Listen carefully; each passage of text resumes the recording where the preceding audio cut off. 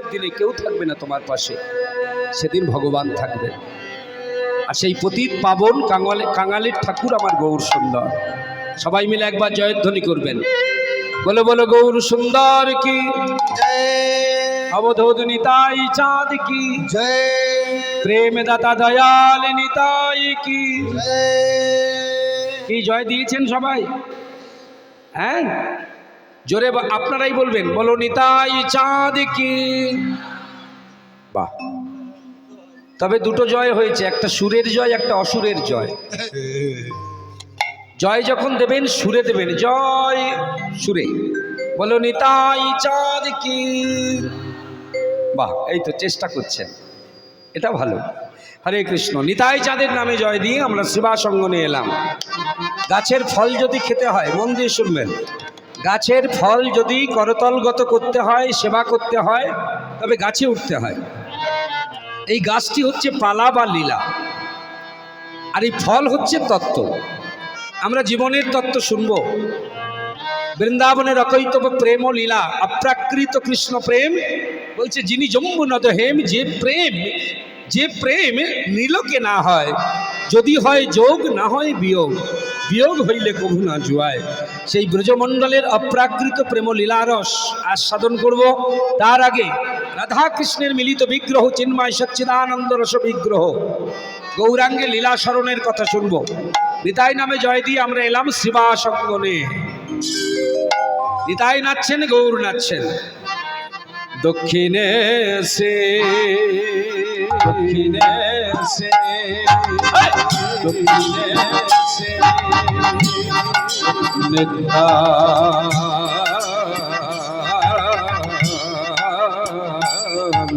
নিত্যানন্দ।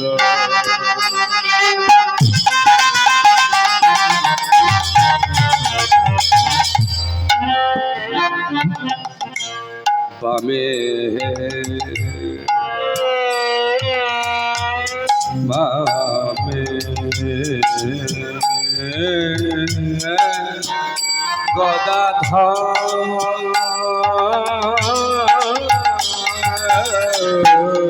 দক্ষিণাসী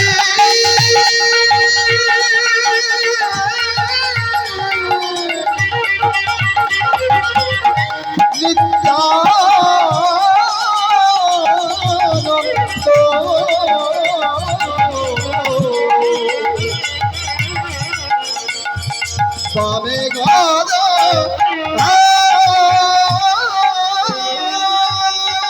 দক্ষিণে নিত্যানন্দ, বামে গদাধর। শিবাসঙ্গনের শোভা মধ্যাসনে নাচে আমার, নাচে আমার, নাচে আমার, নাচে আমার,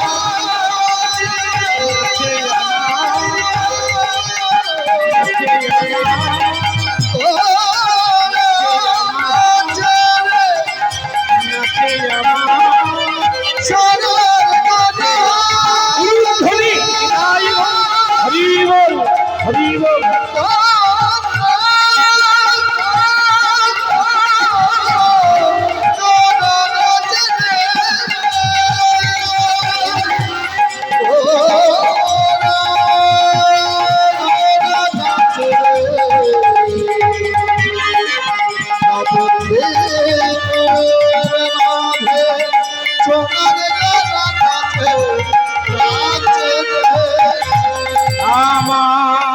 গৌরাঙ্গ সুন্দর। আমার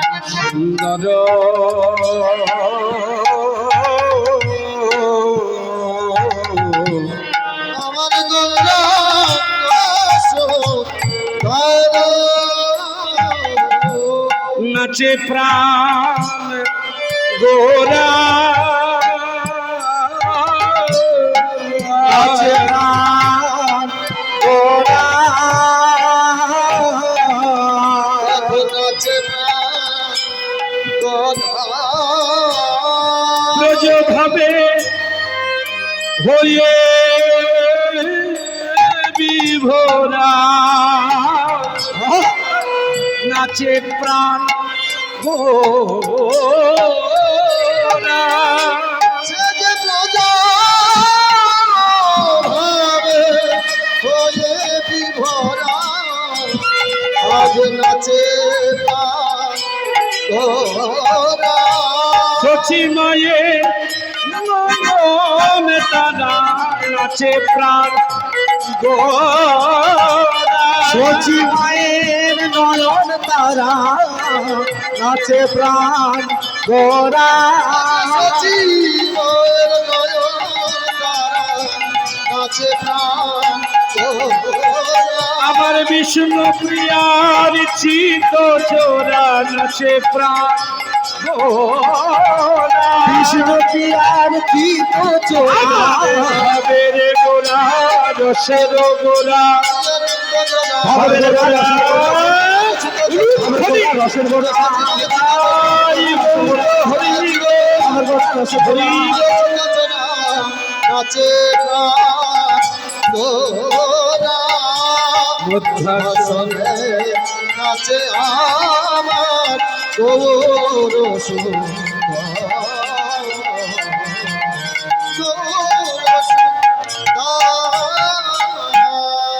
নিতাই গৌর দুই ভাই নৃত্য করছিলেন শিবাসঙ্গনে। আরে আরে কি হলো, বসে গেল না? গৌরাঙ্গ বলছে, ও দাদা তুমি বসলে কেন? নিতাই সুন্দর বসে গিয়েছেন, নাচতে নাচতে হঠাৎ বসে গেছেন। আর যেই বসে পড়েছেন গৌর সুন্দর কাছে গিয়ে বলছে, কি হলো নিতাই দাদা তুমি বসলে কেন? বললো, ভাই তুই তো জানিস আমার একটু বেশি ক্ষুধা। হ্যাঁ, নিত্যানন্দ ঘন্টায় ঘন্টায় উনি খেতেন, বুঝলেন মায়েরা? নিত্যানন্দের ক্ষুধা, প্রচণ্ড ক্ষুধা।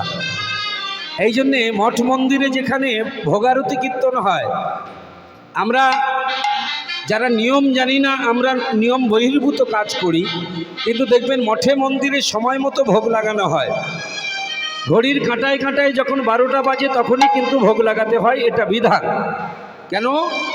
গৌরাঙ্গের জন্য সমস্যা নেই, তিনি তো পতিতের ভগবান, পতিত পাবন। সমস্যা হচ্ছে নিত্যানন্দকে নিয়ে। ওনার কিন্তু সময় মতো খেতে দিতে হবে, তা না হলেই কিন্তু মাথা খারাপ। নিতাই দাদা বললো, আমার খুব ক্ষুধা পেয়েছে। গৌর সুন্দর বললো, দাদা ক্ষুধা যখন পেয়েছে যাও ঘরের মধ্যে গিয়ে খেয়ে এসো। যারা নিত্যানন্দকে ভালোবাসেন ভালো করে মন দিয়ে শুনবেন, নিত্যানন্দের বাড়ি কিন্তু নবদ্বীপে নয়, নদিয়া জেলায় নয়। নিত্যানন্দের বাড়ি কোথায় অনেকেই জানেন। নিত্যানন্দের বাড়ি যে জেলায়, সেই জেলাটির নাম হচ্ছে বীরভূম জেলা। রাঢ় দেশ নাম এক চক্রা গ্রাম, হারাই পণ্ডিত ঘরে, শুভ মাঘ মাস শুক্লা ত্রয়োদশী, জনমিলা হলো ধরে।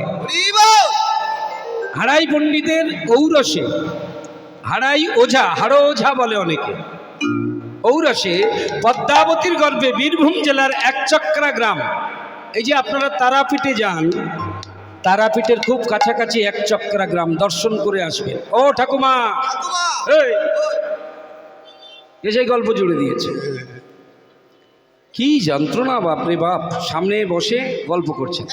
চুপ করে বসুন, হ্যাঁ প্রণাম করো, হ্যাঁ হ্যাঁ, যাওয়ার সময় 20 টাকা দিয়ে যাবে, হ্যাঁ দিয়ে যাবে। এই একচক্রাতেই কিন্তু নিত্যানন্দের বাড়ি। তা নিত্যানন্দ যখন জানতে পারলেন তার ভাই মানে ব্রজের কানাই নদীর নিমাই হয়ে নদিয়ায় এসেছেন, উনি নবদ্বীপে এলেন। নবদ্বীপে এসে একজনের বাড়িতে আশ্রয় নিয়েছিলেন। খুব ছোট করে বলছি, যার বাড়িতে আশ্রয় নিয়েছিলেন তার ডান পাটা খোঁড়া ছিল। খোঁড়া বোঝেন তো, খঞ্জ, হ্যাঁ। এনার নাম হচ্ছে নন্দন আচার্য। যারা গৌরাঙ্গ বাড়ি দর্শন করেছেন নবদ্বীপে গিয়ে, গৌর বাড়ি কোনটা? যেখানে বিষ্ণুপ্রিয়া দেবীর সেবিত মহাপ্রভুর ব্যবহৃত খড়ম বা পাদুকা আজও বিরাজমান নবদ্বীপে। যে বাড়িতে গৌরাঙ্গের পাদুকা রয়েছে ওটাই হচ্ছে মহাপ্রভুর বাড়ি বা শচীর অঙ্গল। যদি আপনারা দর্শনে যান বা যারা গিয়েছেন নিশ্চয়ই জানেন, ওই গৌর দর্শন করে, গৌর পাদুকা দর্শন করে যখন আপনি গৌরাঙ্গ বাড়ি থেকে বের হবেন, বেরিয়েই একটু বাঁদিকে গিয়ে ডান দিকে তাকাবেন, দেখবেন লেখা আছে নন্দন আচার্যের গৃহ। আর নিচে লেখা আছে, ওইটা লক্ষ্য করতে হবে, শুধু নন্দন আচার্যের গৃহ দেখলে হবে না। তার নিচে লেখা আছে দেখবেন নিতাই গৌর মিলনস্থল। মানে প্রথম নিতাই গৌর মিলিত হয়েছিল, দেখা হয়েছিল তাদের কলিযুগে এই নন্দন আচার্যের বাড়িতে। যখন দেখা হলো তখন নিত্যানন্দ বলেছিল, গৌর ভাই নিমাই, আমার বড় ইচ্ছা যতদিন তুই নবদ্বীপে আছিস আমি তোর সঙ্গ পেতে চাই, তুই শুধু আমার থাকার একটা ব্যবস্থা করে দে। যারা এখানে গৌর ভক্ত রয়েছেন, অনেকে কীর্তনিয়া রয়েছেন, বলতে পারবেন নবদ্বীপে নিত্যানন্দ কার ঘরে থাকতেন? আরে বাবা, একটা মানুষ থাকতে গেলে তো তার জায়গা দরকার। কোথায় থাকতেন নিতাই চাঁদ? কোন বাড়িতে থাকতেন? মহাপ্রভুর সঙ্গে তিনি মহাপ্রভুর বাড়িতে ছিলেন না, তাহলে কোথায় ছিলেন? যতদিন নবদ্বীপ লীলায় নিত্যানন্দ নবদ্বীপে ছিলেন ততদিন মহাপ্রভু তার থাকার ব্যবস্থা করে দিয়েছিলেন। কোথায়? নিতাই দাদার গলা জড়িয়ে ধরে নিমাই বলেছিল, গৌরাঙ্গ বলেছিল, গৌর হরি বলেছিল, নিতাই দাদা এই নদিয়ার মাটিতে তুমি যদি আমার কাছে না থাকতে চাও তবে শুনে নাও, এই নবদ্বীপের মাটিতে শচী মা ছাড়াও আমার আরেকটা মা আছে। আমি যেমন শচী মায়ের কোলে বসে তার স্তন্যপান করেছি বা করি, তেমন নবদ্বীপের মাটিতে আমার আরেকটা মা আছে যার কোলে বসে আমি এখনো স্তনপান করি। এই যে মায়েরা শুধু জন্ম দিলেই মা হওয়া যায় না, পৃথিবীতে আমাদের 5টা বাবা আর 7টা মা, প্রত্যেকেই আমাদের প্রণম্য, প্রত্যেকেই কিন্তু আমাদের পিতা মাতা। আমাদের বাবা কয়জন? 5 জন। কারা কারা? ভালো করে গুনে নিন, শুনে নিন। জন্মদাতা, যার কাছে দীক্ষা নিয়েছেন দীক্ষাদাতা, যার কাছে শিক্ষা ভজনের শিক্ষা নিয়েছেন শিক্ষাদাতা, যার কাছ থেকে জমি কিনেছেন, মাটি কিনেছেন, পয়সা নিলেও তিনি কিন্তু ভূমিদাতা। আর হলো অন্নদাতা, যারা অন্ন দান করেন, যার ঘরে আপনি অন্ন পাবেন তিনিও পিতা। কটা হলো? 5টা। কি কি বললাম? জন্মদাতা, দীক্ষাদাতা, শিক্ষাদাতা, ভূমিদাতা, অন্নদাতা। এই 5 জন হলো আমাদের পঞ্চপিতা বা 5টা বাবা। এইবার বলি, এই 5 জন বাবার যে স্ত্রী যারা, তারা হলো পঞ্চমাতা হলো। এছাড়াও আমাদের 2টো মা আছে। প্রথম জন সে যে আমার জন্মের সময়, প্রত্যেকে আমরা যখন জন্মগ্রহণ করেছিলাম, আমাদের জন্মের সময় আমার মায়ের কিন্তু চেতনা ছিল না। সে নর্মাল ডেলিভারি হোক আর সিজার হোক, সন্তান যখন জন্মায় মায়ের তখন জ্ঞান থাকে না। সেই অসহায় সন্তানকে যিনি সস্নেহে কোলে তুলে নেন, তিনি কিন্তু আমাদের জীবনের একজন শ্রেষ্ঠ মা। কি গো মায়েরা, তাই তো? আমার মা চেতনা হারিয়েছে, জ্ঞান হারিয়েছে, সংজ্ঞা হারিয়েছে। আমি যখন নিজেকে অসহায় মনে করছি, সেই সময় 2খানা কোমল হাত এগিয়ে এলো আমাকে কোলে নেওয়ার জন্যে, সস্নেহে আমাকে কোলে নিল। কে সে? কে? তিনি হলো আমাদের সবাইয়ের ধাত্রী মাতা, ধাইমা বা দাইমা বলে অনেকে, এনারাও মা। তাহলে এই হলো 6 নম্বর মা, ধাত্রী মাতা। আর 7ম মাতা হচ্ছে 7 নম্বর মাকে, যার বুকের উপরে বসে আপনারা কীর্তন শ্রবণ করছেন। এই যে মাটি, ধরিত্রী মাতা, ইনিও হলো আমাদের একটি মা। তো নবদ্বীপের মাটিতে গৌরাঙ্গের 2টি মা ছিল। একটা হলো জন্মদায়িনী মা, তার নাম হলো শচী মাতা। আর সচিমাতা ছাড়াও গৌরাঙ্গ মহাপ্রভু আরেকজনকে মা বলে ডাকতেন। এমনকি ক্ষুধা পেলে তার কোলে বসে স্তন্যপানও করতেন। তিনি হচ্ছেন শ্রীবাস পণ্ডিতের স্ত্রী। যে শ্রীবাসের বাড়িতে হরিনাম যজ্ঞ হয়েছিল, সেই শ্রীবাস পণ্ডিতের স্ত্রী, তার নাম হলো মালিনী দেবী। নিত্যানন্দ প্রভু যতদিন নবদ্বীপে ছিলেন, গৌর হরি সেই নিতাই চাঁদকে থাকার ব্যবস্থা করেছিল মালিনী দেবীর ঘরে। অর্থাৎ যতদিন নবদ্বীপ লীলায় নিত্যানন্দ প্রভু ছিলেন, ততদিন তিনি এই শ্রীবাস পণ্ডিতের বাড়িতে ছিলেন। মালিনীকে মা বলে ডাকতেন। সেই জন্য ক্ষুধা পেয়েছে নিতাই চাঁদের নাচতে নাচতে। আর যেই ক্ষুধা পেল, কোথা মা মালিনী বলি, মালিনী বলি, মালিনী বলি, মালিনী বলি, ডাকে উচ্চই স্বরে মা। কথা মালিনী বলে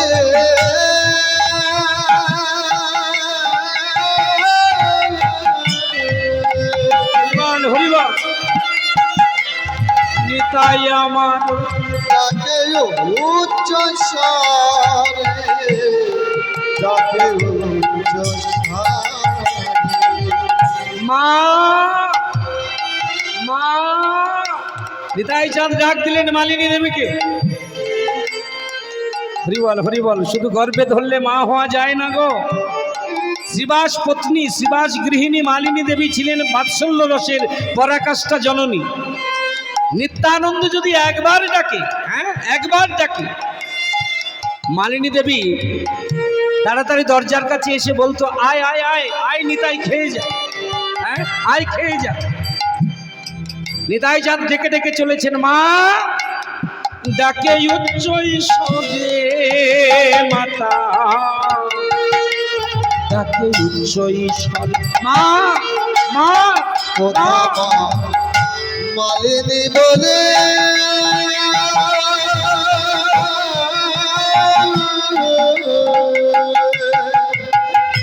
নিতাই ডাকে উচ্চ স্বরে, ডাকে উচ্চ স্বরে পুত্র শোকাতুরা মাতা, শোকাতুরা